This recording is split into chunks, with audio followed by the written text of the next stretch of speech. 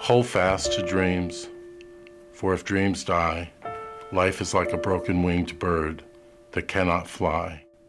Hold fast to dreams, for when dreams go, life is like a barren field, frozen with snow.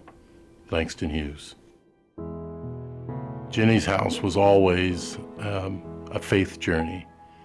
This wasn't a project that we undertook, knowing every angle and how to traverse every problem.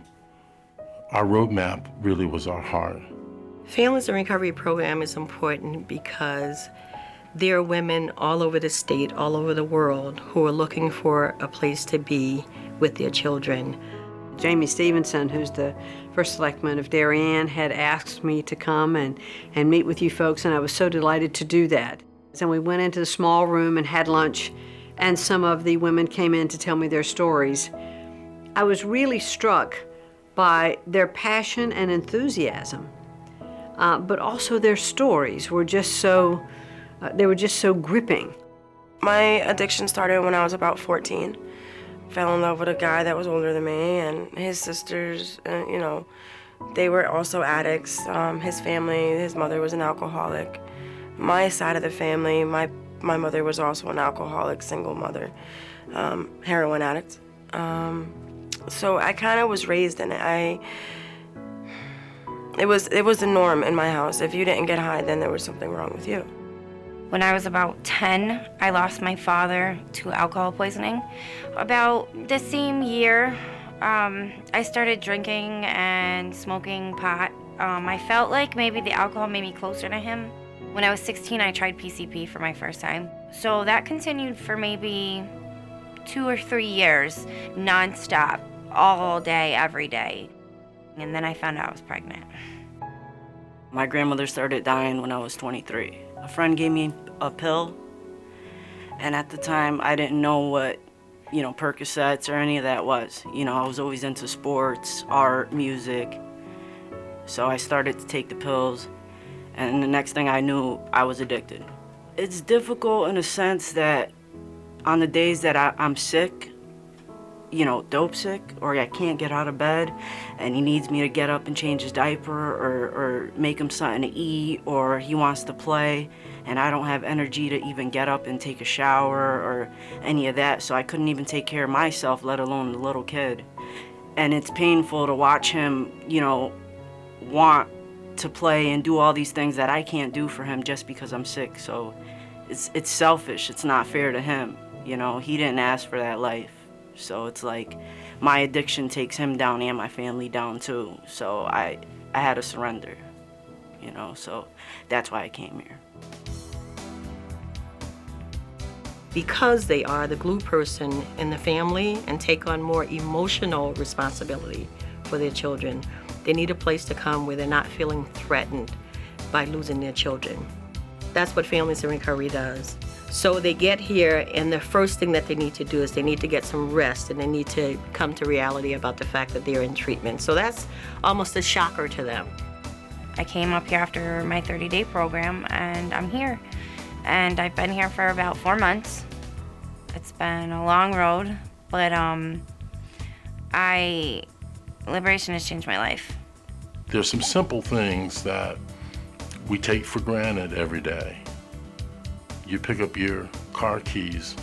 You have a car to drive you wherever you need to go. You go home at night and there's a refrigerator and there's some food in that refrigerator.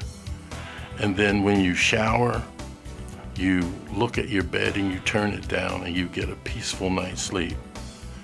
There are 25,000 women in our state who will go to a place, but it's not a safe place. It's not anything that they would call home, and it won't be a warm bed. We lost our apartment. We started sleeping in the back of a van. I was doing whatever to get money for us. And it just became too much. I just couldn't take it no more. And I found out I was pregnant with this baby. So I left, and I've been here for 4 months now. I'm clean. I intend to stay this way. My child's healthy. I still have a relationship with my 2-year-old.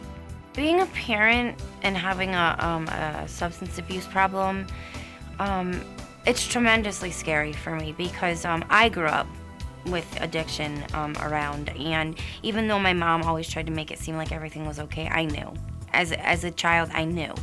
And although my son's very young, that's why I want to get it now, because I don't want him to have to go through or see things that I had to see.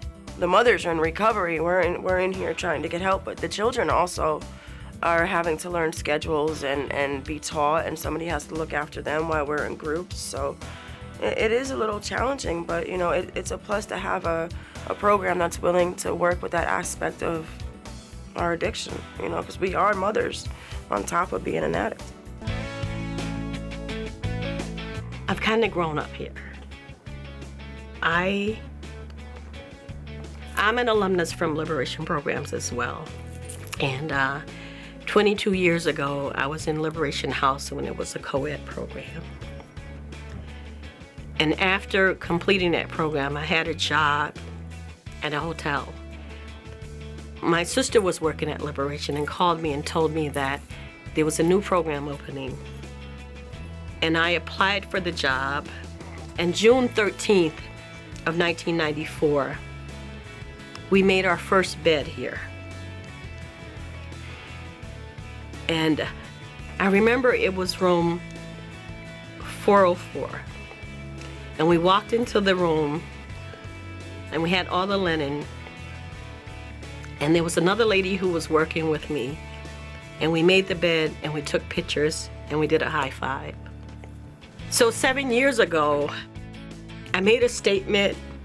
It was a dream.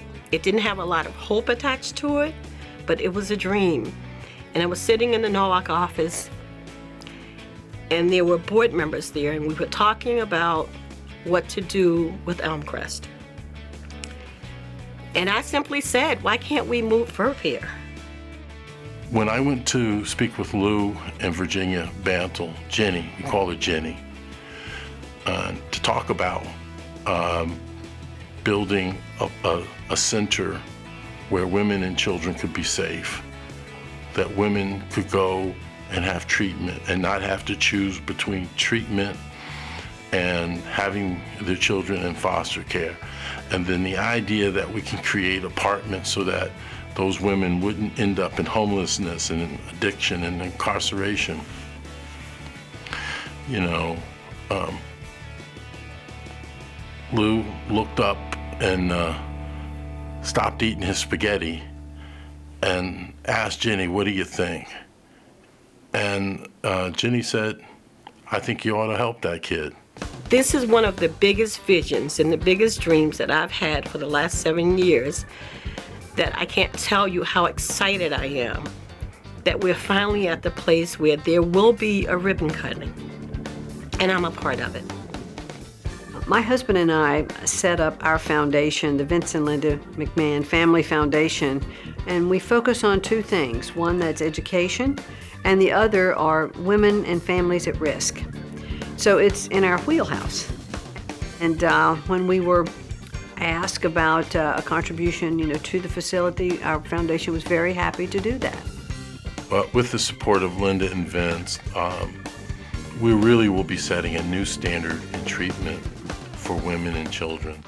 This really, I'm talking about a national standard, not just a standard for Connecticut. The new space for the Women at the Families in Recovery program, it's gonna be a dream realized.